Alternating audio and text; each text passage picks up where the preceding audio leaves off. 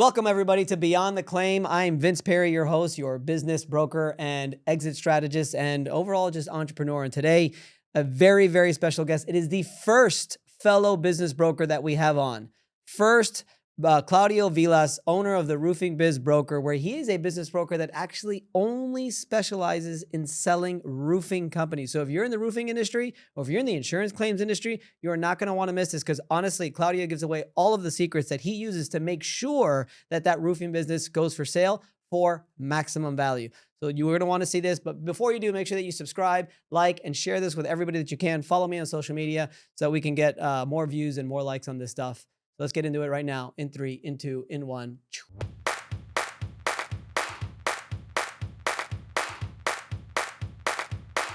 What's up, everybody? Welcome back to the show. I am your host, Vince Perri, your business broker, exit advisor, and everything under the sun when it comes to business and entrepreneurship. And I'm very, very excited because, Claudio, before I introduce you, I do want to tell you something that, I only try to build relationships with people that really are always willing to not only share information, but be willing to help. And honestly, besides you being very interesting, one of the big reasons I have you on the show was I reached out to you randomly, probably about 2 or 3 months ago. Mm-hmm. You set up the time with me and you were so open and willing to share and excited for me to be starting a new venture.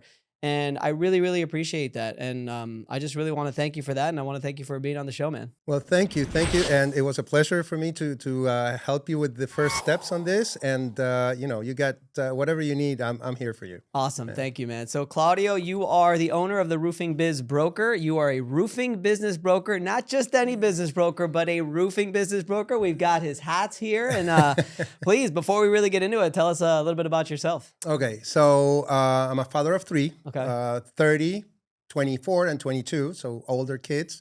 My wife and I work together, but it wasn't always like this. We used to work for corporate America, both of us. I was for J&J and she was for Citibank for many, many years. And we were always dreaming of the moment where we didn't have to work for a living. So we eventually were able to leave our corporate jobs and actually start our real passion, which is what we're doing right now. And you guys work together? Right now, we're working together. Is she a part owner of the business brokerage? Of course she is. Of course, either on paper or not on paper. Exactly. You know how it goes. Yeah. So I said, if I'm going to give 50% of my business, well, I might as well have her. Exactly. You've already given away 50% of your life, so exactly, why not? Exactly. It's a joke, okay? So I love my wife, and we do a really good team together, whether in the business or outside of the business. We always did lots of things together, even almost going bankrupt. So, whoa. Okay, you want to talk about that? No, but I'll have to, I guess. Well, it's those sad memories. Before we get into that, I like to get into I really like to get into the meat and potatoes before we can even start getting into that, which I do want to talk about because I almost went bankrupt as well. Yes. A lot you learn from that, right? That's the life of an entrepreneur. You're going to go almost bankrupt many times, and sometimes you actually do go bankrupt, which is terrible. And you hear it all the time, but it's those times that you learn the most. That is correct. Yep. When everything is sitting pretty and everything is going great, you don't really learn anything until it all falls apart. That's right. That's right. And you know what? In the case of my marriage, that's where I learned that my wife was my support. Because when we were one day away from going bankrupt, and I remember looking into her eyes, and she was like, "We can't do this. We gotta pull through." And she is the one who pulled through. So I owe her a lot more than just 50% of what we're doing together. She was the rock. Yeah, of course. A lot of times the man is the rock, is what they say. Yeah, well, you got to be a little vulnerable too. So yeah, at that moment, she was the rock. And that's a good thing when you have a good marriage, right? Where sometimes one is going to be... Exactly. The other one is going to pull him up. Excuse me for laughing. Okay, go ahead. Because that situation happened a little bit differently for me. It was more like I hit rock bottom, and my wife comes into the office and she goes, "You and I need to see therapy." And I looked at her and I said, "No, you and I don't need therapy. I need therapy." And she was like, "Okay." And honestly, from there, I also kind of consider her, I don't want to consider her my business partner, or maybe sometimes I call her my business coach, but I think it's really good. There's two ways that can go, because sometimes it's good, sometimes it's bad, right? Because there's no one that knows you better than your partner, but there's also a lot of emotion that goes along with it, and they want what's best for you. So, I try to take it with a grain of salt, but ultimately, I mean, one of my best and most trusted advisors is ultimately my wife. Yeah, absolutely. Absolutely. You know what they say, right? That when there's a crisis, it takes two for a crisis. So it's you and your mother. Yeah. What? Basically. It's yeah, a I get joke. it. Yeah, It's a joke, I got man. you. So, No, but it's true. It's true. It takes two to pull things through, and it also takes two to go into a crisis. So I'm excited because you are the first broker I have on the show. Good. Besides me, Well, besides you, obviously of being course, on the show all the time. Mm-hmm. And what I find super unique, and again, you've given me some great advice, is that you have decided to go all in, not just brokering businesses, but the roofing industry in particular. Yes. And sir. the fact that you and I never met before is actually very surprising, because as a public adjuster, I mean, I went to all the roof cons. I went to all what's the one we were just talking about? The Wind the Storms. Wind the Storm. I went to IRE. I know Dmitry Lipinski very well. I know Jason Berg. I know like all these guys very, very well. I'm surprised we never met before, but tell me a little bit about that. I mean, how and why and where did it all come about? Okay, well, we never met before because I'm actually pretty new in the industry. 2023 is when I started to focus on this, right? So before that, I used to sell everything. I used to sell hair salons, whatever, restaurants. You were industry agnostic. Industry agnostic, which was a really bad idea, but it helped me learn about brokerage. So I did that for a few years, but I always wanted to focus in one thing. And I didn't know at that time what it was, but I knew that there was something that I needed to focus on. It's like, it's in your mind. Have you seen the movie Ghost? Yeah. Okay. What do you remember about Ghost? I mean, I remember how he died. I remember them and the ceramic thing that they were building. And everybody remembers that part. Yeah. I remember a different part. Okay. I remember when he is walking in the subway, and he's a recent ghost. He just died. He doesn't know how to manage himself, and there was a mean ghost there. Yep. Do you remember that? Yep, I remember him. And the mean ghost was kicking cans and pushing people and throwing things around, and he was trying to do it, and he couldn't do it because, of course, he's a ghost. So he follows him around, and he looks up to him, and he gets to him, and he says, how do you do this, right? How do you push things around? You're a ghost. And the ghost says, well, I focus all my energy in the tip of my finger. And with all my energy, I can actually move things. Well, I saw that movie, and believe it or not, it opened up my mind to, hey, if you want to do something, you got to focus on something. And that's how you can push things around or move things around. And from that, now I'm selling roofing companies. That is genius. Well, you see it all the time in entrepreneurs and business people who are very successful. It takes not just hard work, determination, but it takes an extreme focus on one particular thing. Yeah. It could be a particular thing in your company. It could be a particular thing, or in this case, a particular industry that you just go all in on. Yeah, exactly. And that's how you can really make a difference. If you're all over the place, the other thing that I know is, or I think that you make money by focusing, and then you keep your money by diversifying. So you focus on something, you really learn it, you make it your business, and once you made the money, you don't want to have it all tied into one place. So that's when you start diversifying. So that's my philosophy, and I'm living up to it. I love it. I love it. And so what's the story? How'd you get into roofs? Why roofing? Well, the reason why I got into roofs, like I said, I was looking for something. I was actually thinking of selling medical device companies because my background is all medical devices. And in 2022, actually, I met Greg Nolan, who's the owner of Nolan's Roofing here in Orlando, well, Claremont. And I sold his company a year and a half later, 2023. And Greg actually opened my eyes to the huge business that this is and the opportunities that are there. When I put Greg's company on the market, I had over 20 offers. And I'm like, wow, there's a lot of demand for this. And I think this is where I want to be. So I worked together with him. We sold the company. He referred me to some people, and then other people referred me to some people. And that's where, it all started. It's the same thing that's happened to me with this pest control company that I was telling you about. I couldn't believe it. It's literally my first deal, and we put it out there to market, and it's been I don't know how many months, and they keep coming. The NDAs keep coming, the requests keep coming, and it doesn't stop. And it's all these other pest control companies that want to ultimately buy it. And I will tell you, I don't know if the roofing industry works the same. Obviously you value a business by getting the SDE or getting the EBITDA and stuff like that. But I will tell you that the pest control industry is a little bit different. Believe it or not, they actually sometimes they'll go by just an overall percentage of the gross revenue. Gross. Okay, that's interesting. Yeah. And why is that? I don't know.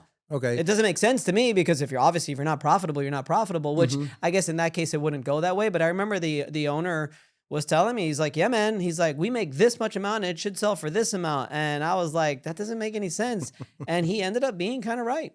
Well, here's the thing.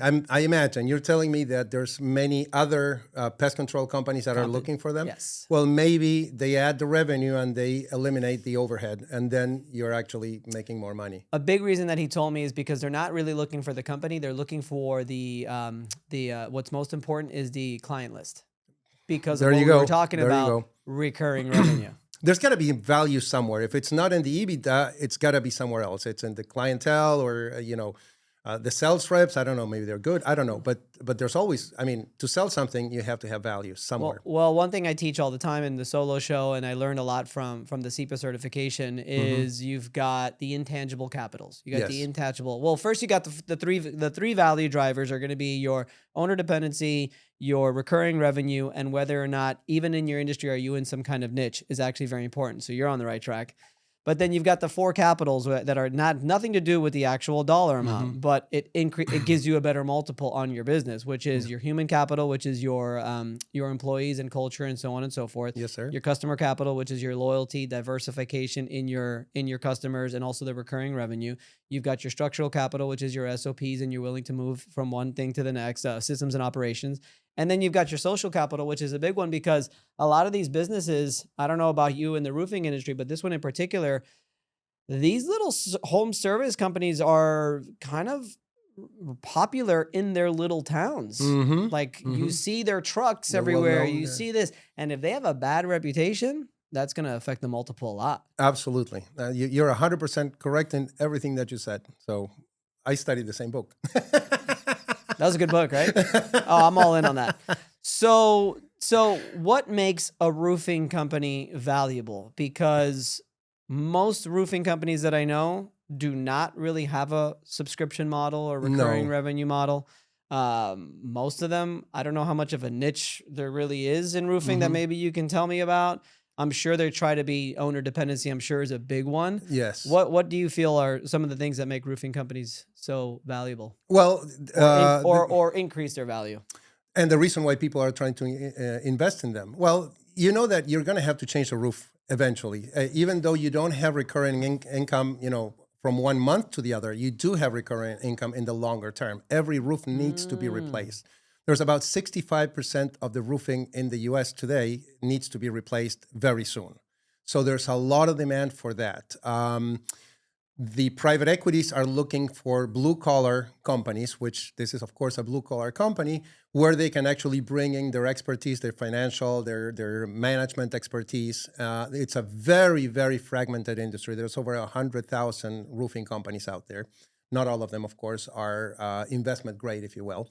But there's a huge opportunity for actually doing roll-ups. And in a roll-up, you find synergies and you lower costs, right? So you can buy the company for X amount of money, and then you roll it up with other companies and you make a bigger company, you lower the cost, and now you have a much higher EBITDA, and then you can resell it again. So all of those are reasons why private equity and investors in general, also family offices, are looking for these companies. Now, from an individual point of view, to actually increase the value of your company, you gotta stand above the rest. And the number one issue that roofing companies have is the whole accounting and financial reporting. The books are unfortunately horrible most of the time. And I'm not mincing words on this because that's exactly what they are. And I get this situation all the time. Somebody wants to sell the company and they come to me and say, oh, well, I was offered so much money. I say, well, did they even see the books? No, but that's what they offer. I say, well, let's look at your books. And the books really stink. What is it about it that stinks? The books? Well, first of all, they commingle everything, their personal expenses, and so forth. Many of the companies, believe it or not, when they spend money on their credit cards, they just put one line that says credit card payment, and they don't. They don't. No statement, no credit card statement. Exactly, no credit card statement. You don't know where they're spending the money. Some of them are, doing cash, which you shouldn't be doing. Some of them are just doing bad accounting, and you see, for example, I don't know, marketing expenses and cost of goods sold and things like that are just terrible. And unfortunately, that really hurts evaluation. The other things do hurt evaluation too, but they're not as flagrant as this one. And I talk with every single business owner that I can is, please get your books straight. And don't do it today, okay? Because today, it's too late. You got to do it 3 years ago. Yeah. So when I have a conversation with an owner that says, oh, I'm going to sell in 2 or 3 years, I say, okay, well, let's start working today. Right. Because whoever buys you 3 years from now is going to look at your business 3 years back. Yep. And not only that, they're going to want you to stay a couple of years more. So you're looking at 5 years time span between the moment you want to sell and the actual moment you can actually get rid of the business. So that's it. Number one. Number two, most of these companies are very owner dependent, and you want to get yourself out of the business, because if you're the business, nobody's going to buy you, right? So those are the two biggest ones. The other ones also very important. One thing that you don't find in roofing is the customer concentration, which is a problem in other industries. Okay. For obvious reasons. You're doing one customer, then the other one, unless you're working with insurance. I was going to say, you actually do. If you run into a roofing company, and we just talked about this, but I want you to answer again. Mm-hmm. If you run into a roofing company that is dependent on over 50% of their revenue on insurance companies, you go down, man. Your multiplier is going to go down. You want to have retail. That's what you want to do. And why is that? Because you don't want to be depending on a volatile industry like the insurance and all the issues that are going on with insurance. So and it just keeps getting worse. It will. Yeah. Interesting. So, tell me about the rollups. I find that very interesting. What I tell business owners is that how cool would it be is if, we really sit down, we plan your exit, and you want to get to like a certain goal and you want to just live off the rest of your life. But how cool? Like private equity, it's just weird to me, because once you start to understand it, it's not as bad as like everybody talks about. Like it could be actually the dream move. Yes. And I think it's a reward. I think it's a reward for the hard work that you put in, that you've got millionaires coming in interested in what you have actually built yourself. And when you talk about roll-ups, are you talking about like 2-3 bites of the apple? Is that what you're talking about? Yes, right? Yes, yeah. So basically what that is, so we could quickly explain, is imagine if you build the valuation of your company so well and you run it so well and everybody's on it, great culture. Private equity is going to come in and say, you know what? We want to keep you here. We're going to buy you out for, say, 51%. So now you just direct deposit 51% valuation of your company into your bank. You stay in on a fat salary, and then in 3, 5, 10 years, you sell it again. You sell off your 49% for probably 10x of what it was worth before. Yes, exactly. You just said exactly how things work for the owner. For the owner that does this, first of all, let's talk about private equity for a second. Not everybody, but many people say, "Oh, private equity is the mean guys on the block." They're just financial people, man. And they're making money. So if they're making money, there's something good about that. I love making money, by the way. I'm not going to shy. I'm not going to be shy about it. I love making money, but the way I like to make money is to provide value. So, and that's the only way in a capitalist world to make money, to provide value. Here's the thing. You sell the business to a private equity, okay? The first thing that happens is, I just told you 10 minutes ago, it looks like it was rehearsed, but it wasn't, that you make money by concentrating and you keep your money by diversifying. So you made your money by concentrating in this company, okay? So now you're making, I don't know, let's say $1 million a year.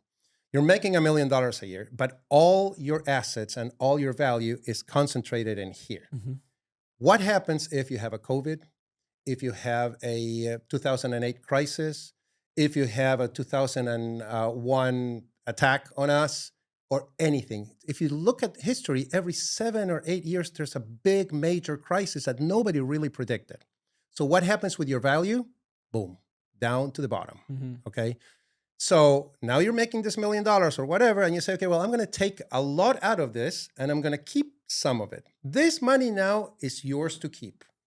And you're risking this little money. But that risk actually is minimized because now you're having somebody that bought the company, that knows how to manage it, that has deep pockets to invest in it and making it grow.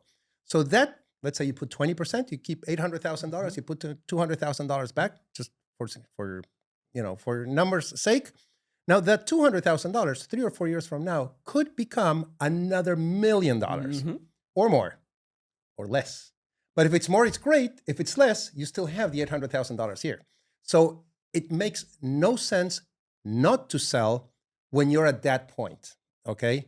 So the question is, am I going to sell it to private equity? I'm going to sell it to a family offices. I'm going to sell it to an independent buyer. Am I going to do an ESOP? We talked about ESOPs before the show today. So that's your decision, right? And if you look at private equity, there are great private equities that do the right thing. And there's a lot of other private equities that do the bad thing. Like any other industry. Like any other industry. You Yes. get great roofing companies, you have horrible roofing companies. You get great restaurants, you have horrible restaurants. So don't paint it all with a broad brush. You can look for private equities that already have another roofing company, that they know what they're doing, that they actually proven themselves. Well, then sell it to them. It's not a big deal. Is there a big all right, so hold on, let's actually discuss actual roll-ups then. So Okay. like how does that work when it's just another roofing company comes and take you over? What's the benefit to that? I mean, I guess it's similar to private equity, right? It depends on if the owner wants to stay on or not, correct? Okay. Well, roll-ups could be done by other roofing company or by a private equity. Private equity typically has 2 types of investments. They have the platform investment and the add-ons investment. So when they go into any business, they're going to say, okay, well, I'm going to buy this company, which is a platform. So it's a company that they buy. So then they will add on other companies to it. Okay. And what you do is you build a bigger company, but it's not about how much money you sell. Of course, you get more revenues, but then you start looking at the different functions of the company, like administration, like I don't know, the CRMs, for example, or accounting, marketing, and all that, and they can reduce that cost because it's duplicated or triplicated or whatever. So they reduce it. So you increase the EBITDA. And investment, it's all about the EBITDA. Okay, so when you have a small company, you take that EBITDA. Let's say $500,000. It's going to be about 3 times EBITDA. Your valuation is going to be 3 times, so it's 1.5 million. Then you go to $1 million. Now it's 5 times EBITDA. So your valuation is 5 million. So 5 million over 1.5 is a lot bigger. Oh, the multiple goes up with the EBITDA? The multiple goes up with the EBITDA. The higher the EBITDA, the higher the multiple. Huh. And the reason for that is risk. The higher the multiple, the higher the EBITDA, the lower the risk. Investment is all about risk and rewards. All about it. So, and that's why when they roll up, they want to go over $10 million actually to get to the bigger multiples. Okay? So a $10 million EBITDA is like a 7x multiple? It's 7 or more. Yes. Wow. Yes. What's a best in class multiple in the roofing industry? Like what's the top? Well, that's another thing that many people, because they get their valuation from their barbecue in the neighborhood where you're all drunk and talking nonsense. That's where they get the valuation. And their neighbor says, oh, I sold my company for 10 times EBITDA, 15 times EBITDA. That's bold. Yeah, different industry. Yeah. It's number 1, different industry. Number 2, it just makes no sense from a financial point of view. Why? Because if you look at what the debt service is, which is basically how much you got to pay on the debt to buy a company. Do the math.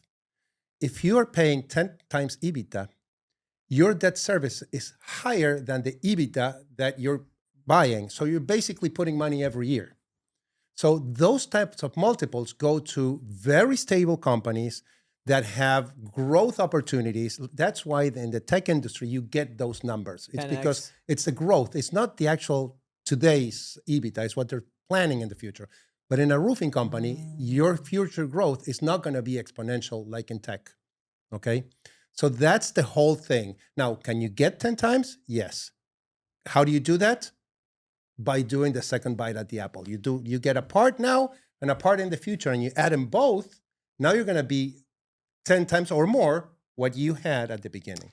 That makes a lot of sense because in the tech in the tech industry, as particular software, yeah, you're looking at a 10x multiple almost every time. Yes. And the reason why is, like you said, less risk, better predictability, and that really boils down to, especially in software, recurring revenue. Exactly. Basically, software, that's all it is. SaaS and- People yes. paying, monthly subscriptions, where you don't really get that in roofing. So if it's not already a well-oiled machine generating high amounts of revenue, then you're not going to get that 10x multiple. So then that leads me to what I'm thinking of is probably one of the most important things that makes a roofing company valuable is probably their marketing and sales process. Oh, yeah, of course. Well, roofing companies are essentially marketing and sales companies, right? True, because they're always subbing everything out. That's true. So the more you are hone into the marketing, and the more you have a recurring marketing process that you can measure it with the KPIs and so forth, the better your multiple is going to be, because the more predictable your sales are going to be. Again, risk and reward. And the investors will want to have as low risk as possible and as high a reward as possible. So if you think about your company valuation, every decision that you make has to be either to lower the risk or to increase the reward. So, and usually you want to start with lowering the risk. Yes, because exactly, you know how much money you're going to spend, for example, in a rent. For example, if you're renting an office, you know that. So you can manage that by lowering it. You don't know how much money you're going to sell. And that takes me to the reason why I almost went broke. Okay. And I think it's a really good lesson for anybody to learn, because it cost me a lot of money. I know exactly how I went broke. I spent way too much money. Whoa. I can't believe it, but it was the same for me. I spent way too much money. I hired too fast, man. I hired C-suites. Yeah. Before I even had administrators and processes. Well, at least you could fire them. What happened to me is I rented too much. Oh. And I got into these rental agreements, and then my revenues fell and I couldn't pay the rent. And then I realized that I was in the hook for 5 years to pay rent on something that was not giving me any money. Okay. That is called sunken risks, or unknown risks, or hidden risks, whatever you want to call it. When you're buying a business, you got to find those hidden risks. And I did not do that. I thought it was a great, I was coming from Johnson & Johnson, big executive I'm not going to make any mistakes with this. I was actually buying laundromats. I'm like, dude, this is easy. It's a laundromat. How hard could it be? Well, the only problem is that I bought a huge laundromat, paid a lot of money, got into debt, and got a huge rental. And 6 months later, somebody puts another laundromat, half a block around me. Which could happen. And now all my clients went to the new place, and I couldn't pay the rent. And that's how. What a great lesson that is to our audience too, who just thinks that starting a business or buying a business is like anything else, especially people. I mean, you had to learn the hard way, but you came from corporate America thinking that you could use the same skill set that you used in corporate America for entrepreneurship, and realize, it doesn't work that way. That consistent income that I was getting, that's not happening. And, I got to make sure I can pay this rent. I got to make sure I could pay these employees. I have to make sure I could pay the lease on these machines or whatever it is. Exactly. And all of that is on you. On you. All of that is 100% on you. So, I that's how I get so much respect for entrepreneurs, because I lived it. And when I started doing this, people were like, Claudio, this is easy, no problem. You're going to make a lot of money. And I thought I did, but I didn't.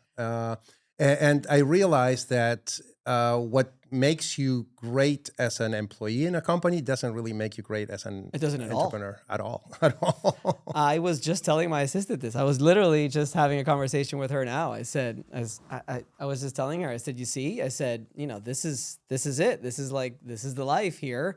We're constantly shifting and moving and doing this. And that's why I'm so excited about this industry, because I've been an entrepreneur for 16 years, man. I've had my successes, I've had my failures, I've gone through the ringer, and it's been a rewarding experience as well. But the first deal that I did was I was helping the broker that I work for now, and we were sitting down with the entrepreneur, with the business owner that was ready to sell. And dude, Claudio, I sat down and I was just in my element, and we just started, even him, he was just like letting me talk. And this is the first time I'm talking to a seller. And I was like on my podcast here, just listening and just like, why are you selling, man? Like, like we were talking, and his reason for selling was he was just too overwhelmed. Too much was going on. He didn't want to do it anymore. Young guy, probably late 40s.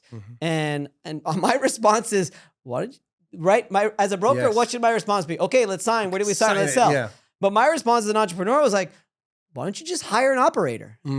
Like, why are you doing everything? You don't need to sell. This is me.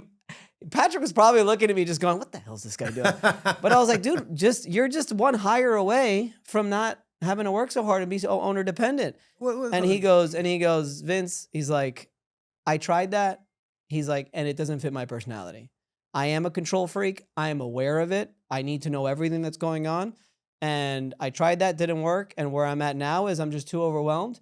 Let me tell you something, Claudio. I mean, like, super profitable, a lot of revenue, 5,000 5-star Google reviews. Wow.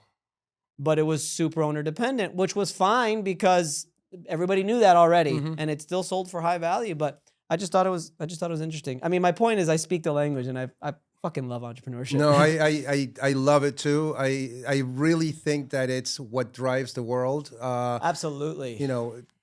You have small companies, big companies, medium companies, but the owner of that company, whether it's, Joe Smith or Elon Musk or whatever, they have pressure that you don't know until you are there, right? Until, you can't afford to pay your employees because if somebody didn't pay you, even if you are not in the business, even if you're a reasonable person, in your mind, you're going to still be responsible for that. Even if you have a lot of people working for you, they're working for you. That means that you have to stand up for them too, right?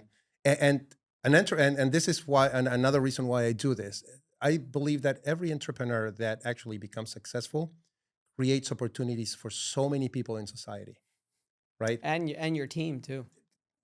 In beginning with your team, but not ending with your team, because your team has a family. So you're talking to your team and your family, and you're buying something from somebody to sell it. So your team, their family, the people that you're buying from, and their people that you're selling to. I mean, what has iPhone done for us, right? Changed the world. They changed the world. Why? Because somebody thought about it and they put their mind, their resources, or somebody else's resources, but at the end of the day, they put resources and they came up with something. So one person can change the life of thousands and thousands of people. And it doesn't have to be Steve Jobs or whoever you want to come up with.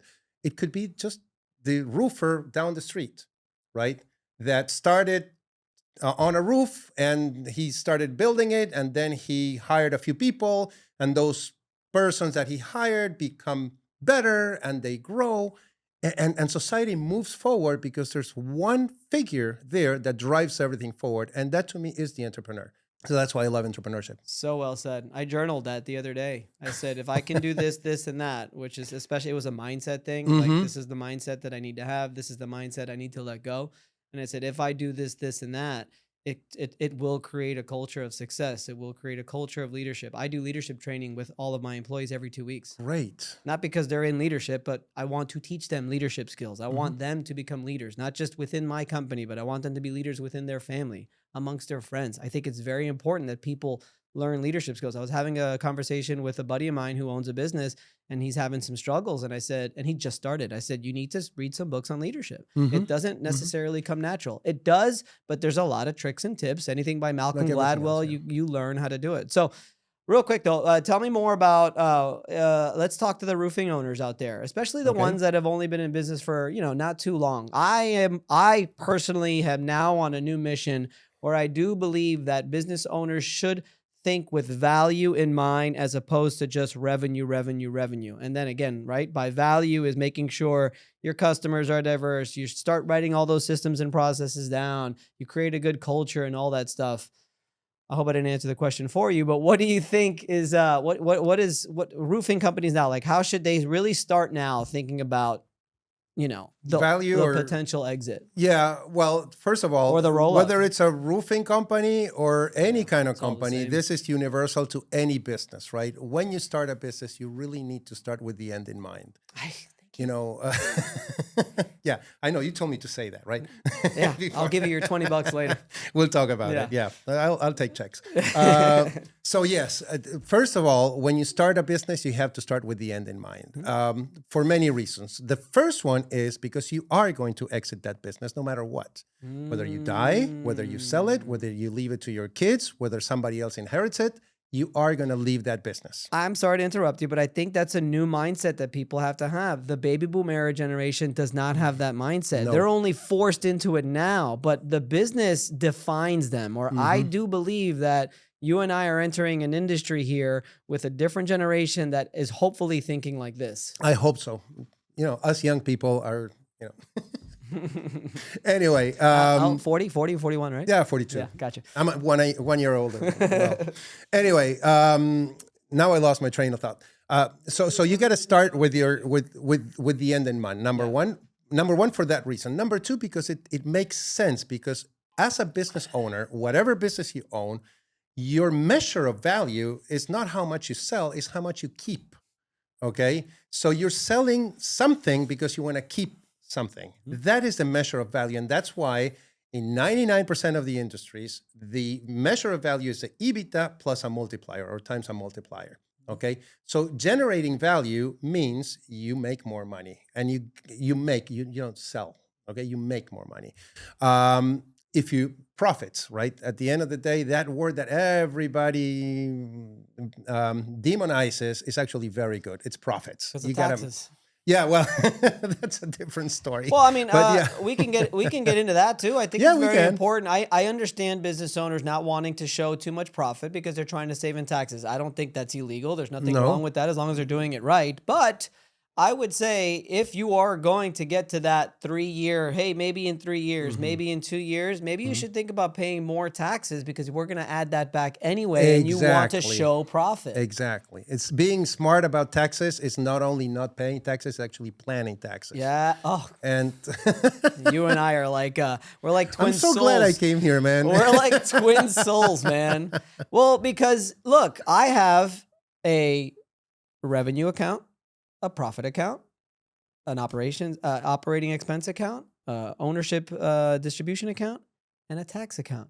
And every dollar I make, Claudio, it gets distributed amongst all the accounts. Nice. Every single week. You read so the book guess Profit what happened? First? That's one of my favorite books. So guess what happened at the end of 2020? What are we in? 2020? At the end of 2024, beginning of 2025? I didn't care. All that money, I had money left over. Then guess what I did with? I gave myself a bonus. Yeah, yeah. There's nothing worse than getting a tax return, by the way, because if you get a tax return, that means that you overpaid taxes during the year. Okay, so I'd rather You keep hear it. it here first, ladies and gentlemen. There's nothing worse than getting a return on your taxes. And you're also working for the man. Exactly. So where were we going with this? So we were going to value. So your task as a business owner, no matter what business you have, is to create value. And that value is measured by the profits that you create and the number of jobs that you bring and all that. But at the end of the day, it's profits. If a business is not profitable, it's a hobby, not a business.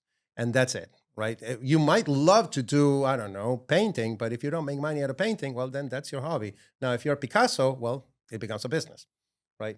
So that's it. And what do you need to do? Like in every business, you said it before, create those processes, your systems, your SOPs, your management, bring leaders or groom leaders, if you will, and start looking at your people and say, okay, well, who could be the next leader of my company, and work with them, right?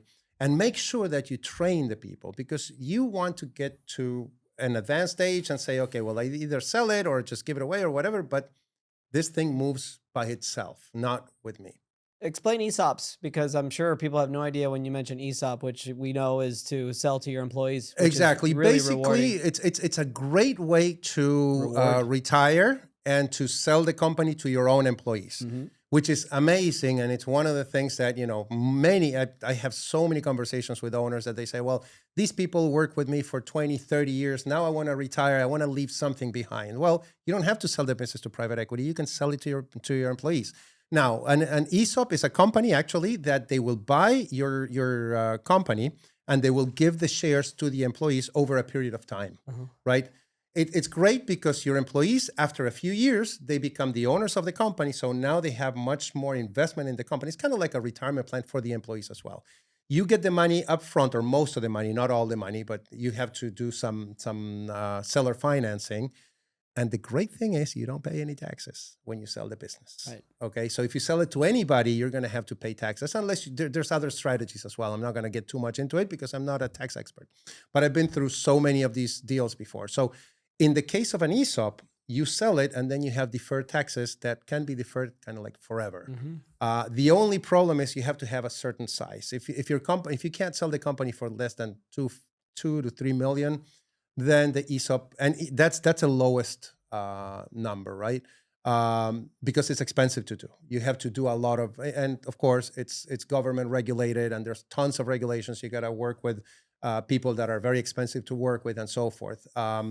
But it's a great way to leave a legacy while you keep your money and you don't pay taxes. So what else do you want? I mean, it's just great. Yeah, and the legacy stays. You're really rewarding your employees as well, who have been with you for a long time. I think it also will allow the company to really stand the test of time, because that Yes. culture stays, that team stays, and they keep going forward. I think that's fantastic. Yeah, and the employees are going to receive part of the company according to where they are in the company. The higher paid employees are going to get a bigger piece of the pie, if you will, but it's all regulated, and it's a great way to keep your people. And you can actually sell it to the ESOP and keep part of it, just like you're doing with a private equity, and you can stay in the business for a longer time. But your employees are going to be a lot more loyal to your company, because now they're part members of the company, right? Of course, it has vesting periods, and it's complicated, but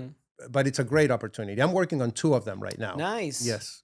So my question was going to be, what are the options? But we kind of went through it. So you could sell it to a private buyer. Mm-hmm. You can sell it to private equity. You can sell it to another roofing company. Mm-hmm. You can sell it to your employees. Mm-hmm. And then you've got the family owned. You could sell it to your family. That's Yes. pretty much it, right? Yeah, that's pretty much it. I don't know. So then I want to ask you, Okay. what are some of the worst case scenarios? Oh, God. What are some of the, like yesterday, I was at an EPI event, Exit Planning Institute, and they were talking about the difficulties that if you do not, and you deal with this size companies, if you do not have some kind of management compensation program in place, that's particular for your management team, or if they don't even know that you're going to sell, which is another issue that we could go ahead and get into. But what are some of the other, I'm just giving you some examples. What are some of the things that have, in your experience, have either ruined deals or almost ruined deals? Because I know I am learning now quickly, it ain't about getting the offer or the LOI signed. That's just the start. It's getting to that fucking closing table and to see whether or not it's going to close or not. So what are some of the war stories, if you've got any? Yeah, too many for the time that we have remaining. I'm going to talk to you about a couple of them that I think are kind of like iconic, because they really represent many other people, okay? So the first one is not to sell when you actually want to sell. And I can give you an example, and I'll show it to you later because I received a text today. There was this business owner that put the business on the market last year, and he wouldn't accept any offers, and nothing was good enough. And he said, no, I'm going to wait for a better offer. He never sold. You represented him. I was representing him. Of course, I didn't make a penny out of this. Right. But, Yeah. but it was not the worst case. And we like money. Yeah, I like money. We'll talk about that in a minute. Have you read the book from Ayn Rand, Atlas Shrugged? I have it, I think, in my samples. I never got through it. It's Okay. a long, that's a long-ass tough book. book. I It's a remember, I think long-ass I book. started the sample and I was like, oh, yeah. Okay. There's a monologue there about money, and you should. It's on YouTube. You don't have to read the whole book to find it. Yeah, that's one of like the top 10 books of all time. It's Yes. always, yeah. Yeah. I never read Anyway, it. so I digress. So this guy didn't want to sell, and he had really good offers, but it was always something. And he eventually didn't sell. I kept in touch because I keep in touch with all my clients. And I sent him a text message the other day. I said, hey, how are things going? And his answer was, I wish I had sold last year. Mm-hmm. And now his company's going down the drain. He can't sell it. And he has pretty bad health condition. And that's it. That's one. So when you have an offer, don't think that it's not good enough. It's much better sometimes than the alternative. Well, that's why I hire a broker too, Mm-hmm. right? To advise you and let you know, like, which again, it's in a conversation we had before was also, I would say probably finding the right broker is very important. You don't want a Yes. transaction broker that's only worried about the transaction that, actually gives a shit. Yes. Well, of course, I don't want to toot my own horn, but I'm here to toot my own horn, so I will. This is my show. Remember that. I'm sorry. So I'll toot your horn. You're doing great. No. I'm working on it. No, but you got to find a broker, whether it's you, me, or anybody that actually cares about you. I think it should just be either you or me and no one That's else. it. Yeah. That 50%. We'll Exactly. split the. There you go. It's a small business, right? Anyway, you got to find somebody that cares. That's not there just for the money. That's not care just for the closing. Okay, that's going to look for more than one alternative for you. Okay, and there are all these alternatives are available. The problem is you get people who are unfortunately lazy and they just want to close a deal and move on to the next one. Don't do that. There's people who really care. And I know other brokers who really care as well. But, don't do that. Don't work with a buyer broker. That's another one that in the roofing industry is very big. And I'm not saying the buyer brokers are bad. Yes, I will clarify that because I don't want to sound like it's bad. It's not bad, but they're working for the buyer, not for the seller. Okay? So I get this all the time. The owners say, "Oh no, I got a broker that called me and he says, oh, he's going to sell my business for free." I said, "Yep. Do you understand why he's selling it for free?" He's not representing you. Exactly. Right. Okay, he's not working for you. He's working for the other guy. So if you were getting a divorce, would you go with your wife's attorney or would you hire yours? Right. Okay, if you're selling your business and you worked on your business for 20 years, are you going to go with the other guy's representative? No, you got to have somebody on your side because, but they're good. I mean, they're good for the buyers, right? And that's why I personally don't take any buy-side engagements. I only work on the sell side. If I was working on the buy side, I would only work on the buy side. But what I can't do is work on both, right? And I don't think anybody should. It's tough. I mean, it's tough too. I mean, it's like to find a bit. I don't know. Yeah, You just want to be open and honest with the people. If you're a buy-side broker and say, "Hey, I'm a buy-side broker. I got this deal for you. If it doesn't work, that's it. There's no other." That's fine. But don't go tell them, "Hey, I'll sell your business for free," because that's not cool. Yeah, that's kind of like kind of not shady, but it's not really the truth. Yeah. Exactly. Because we all work for money. Right. Okay. So that's one thing. The other example that I can give you of things going really bad. Okay. And this one really broke my heart. Okay. And I didn't sell the business. I actually never even took the business for sale. I got a call one day from an attorney that he says, "Well, I want to talk with you. You're a business broker." I wasn't selling only roofing at that time. I was selling everything. And he says, "Well, we got a situation. I want to see what you can do." So this is the situation. There was a very old business owner in the 80s and more that just gave the business to his son, and the son was running the business. The son got killed in an accident. And now the business goes back to the older guy. And he's over 80, really old, and he can't manage it. And when they start giving me the business to sell, I'm like, I can't sell this business. The business, I mean, we have the problems with the accounting, we have problems with the management. Unfortunately, I couldn't sell the business and the business had to close. And these guys who were 80 some years old ended up with nothing. Okay. So the moral of the story is be ready for that. Always ready to sell. And at least, and one more thing, because I do this with my business, and maybe, I don't know if you've done it, but have a key man insurance policy. What's that? A key man insurance policy is if you have a key man, like this guy had his son, if he dies, you get insurance to save the business. Okay. Oh. It's key man insurance. I've never heard of that. That's why I'm here. Nice. That's interesting. Yeah. Because if the key person of the business dies, you get money from the insurance because it threatens to actually, ruin the business. Exactly. And I took key man insurance now with my wife because, if I die, my wife could manage the business, but she's not, she is more in the background and she's doing all the, she does the, all the financial stuff and all the brainy stuff. I'm just the pretty face here, but she is the actual brains of the operation. So my question was more geared towards... That was a joke. You're supposed to... Oh, I'm sorry. I didn't... I was the pretty face, I was too busy thinking of my next question, which is like probably a big no-no. So I apologize. But that was very, very funny. Yes, you are. Yes. Sorry, Claudio. Cut it and then just put him laughing, okay? My question was more geared towards what are some deal killers? So we've talked about what a business owner needs to do to prepare for that sale, especially if they're about 3 years away, clean up the books and run the business. But what are some deal killers that you've seen that you're getting there, you're getting to the closing table and it just like destroys the deal? Okay.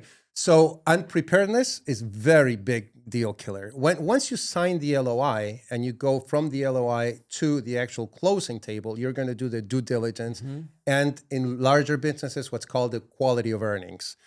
You don't want to be unprepared for that. You have to be prepared for that just like when you start a business, you want to start with the end in mind.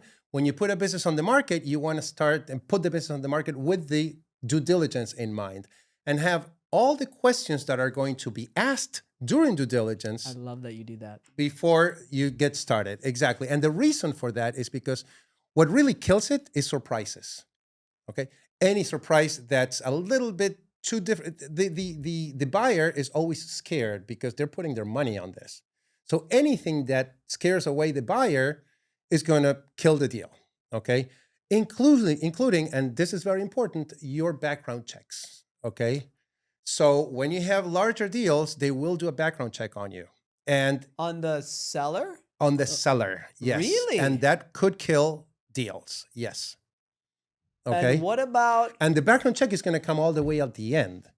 Once they've gone through the financials and everything, one of the last things is background checks. And I'm talking about larger deals, not the smaller ones, but the larger deals. Is it on the seller only or on all the employees as well? Sometimes it depends on the companies. Sometimes I heard a story yesterday that at the closing table, they realized that there was a bunch of illegal immigrants that were working. That's a different, yes. I'm sure that's something you've had to deal with in the roofing industry. No, I guess not, because mostly they're probably not employed directly by... No, they're subs. But yes, I did have to deal with background checks where they actually kill the deal. So you, again, don't hide anything. Don't hide anything, because the problem is not the background check that comes back, is that you haven't disclosed it before. Exactly. Okay, it's just like when you're American, but when you come to the United States, they ask you a whole bunch of questions. If you're legal, but coming on a business trip or whatever, and they ask you, have you ever been a terrorist? I'm like, of course not. I would never say I'm a terrorist. But why do they ask the question?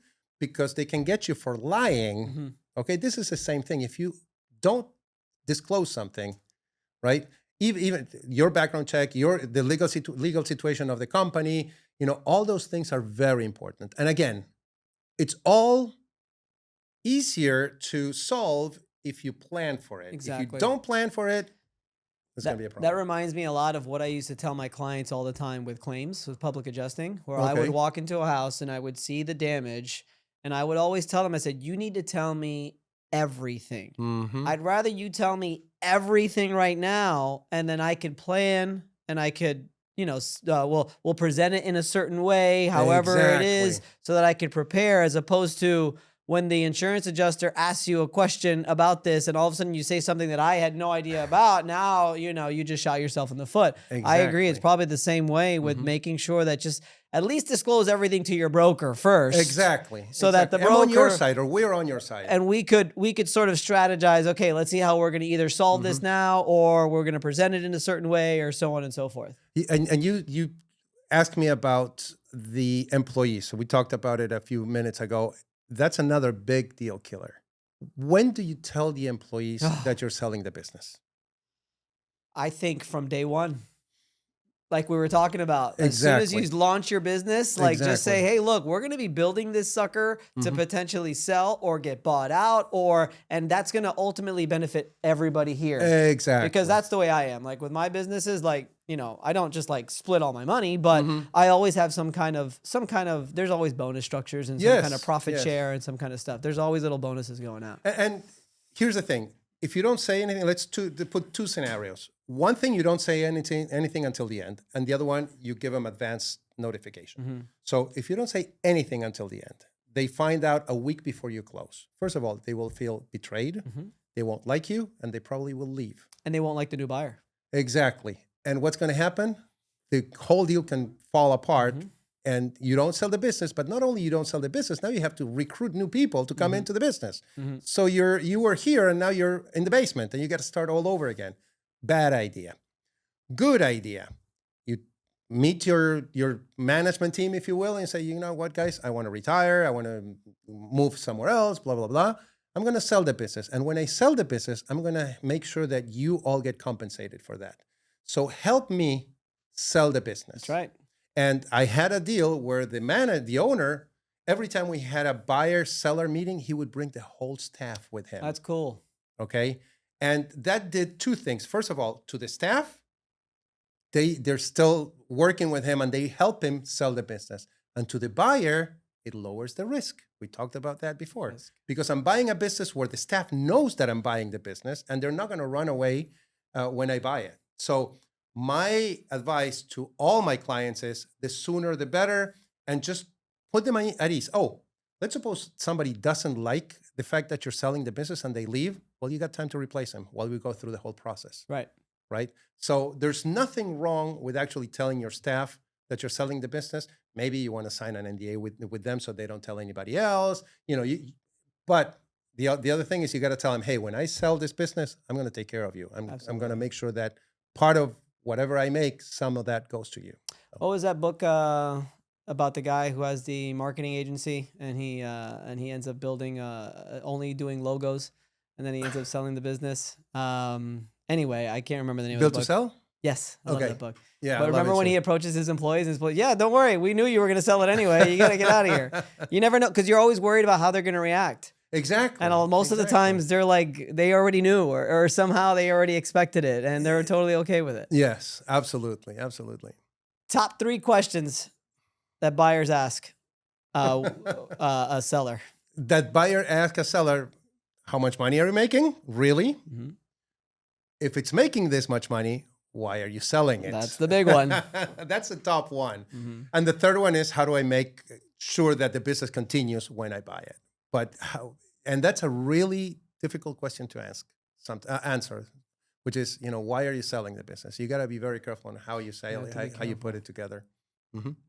I had one deal before we finish, but I had one deal that I told him no, same thing. Like we did all the numbers, and his reason for selling was because he just wanted to go off into the woods or something like that. Like it was a weird reason. And then when we really took a deep dive in the books, like it didn't make any sense. Every business owner thinks their business is worth so much more. Yes, unfortunately. Like they don't understand the logistics of it. They don't put themselves in the shoes of the actual buyer, and they just think. I love the ones that actually base their valuation on potential. Oh yeah, everybody has great potential. It's like, listen, once I buy it, the potential's all on me. It ain't on you no more, so don't tell me about the potential. Exactly. And the other one that they do is they base the valuation on how much they paid, which is also, it doesn't really matter. Well, the only thing that matters is what you did for me today. How much money is the business making today? Other than that. And profit. Yeah. Yeah, well, yeah. Profit. How much it's making? Profit, profit, profit. If not, it's a hobby. Well, thank you so much for coming on, Claudio. Like I said, real you were pleasure. the first broker, man. I gotta, I mean, it was fun. It was fun to just talk shop, you know? Is there anything that you'd like to leave off with? Actually, I don't like to do that because all of your information will be in the description, Okay, and so we're I don't going to have post to. on social media. So what I want to ask you to end the show is, where is Claudio Vilas and the Roofing Biz Broker 5 years from now? Oh, great question, because that's what I tell my clients too. You have to think where you're going to be. Right. 5 years from now, this is going to be a very big brokerage company that's going to focus in training and educating owners, sellers on how to put the business for sale, where our processes are going to be such that it's going to cut in more than half the time it takes to sell. We didn't talk about how long it takes to sell, but it takes a long time. 9 to 12 months. So I'm working on, I'm doing what I preach, which is creating all those processes and automations and all that. So when you work with me in the future and with my team, because it's going to be a much bigger team, you will know exactly what steps are going to happen, and you know exactly when you're going to sell. So, but it's not going to be 5 years from now. It's probably by next year. But 5 years is going to be just more of that. And one way or the other, Vince and Claudio will be collaborating somehow. Oh, absolutely, absolutely. Yeah. I'd love that. I think you and I think a lot alike. Yes, and not many people think like you and I. So that's good. Claudio, thanks so much for coming on, man. Great. Thank you so Appreciate you. much, man. Thank you.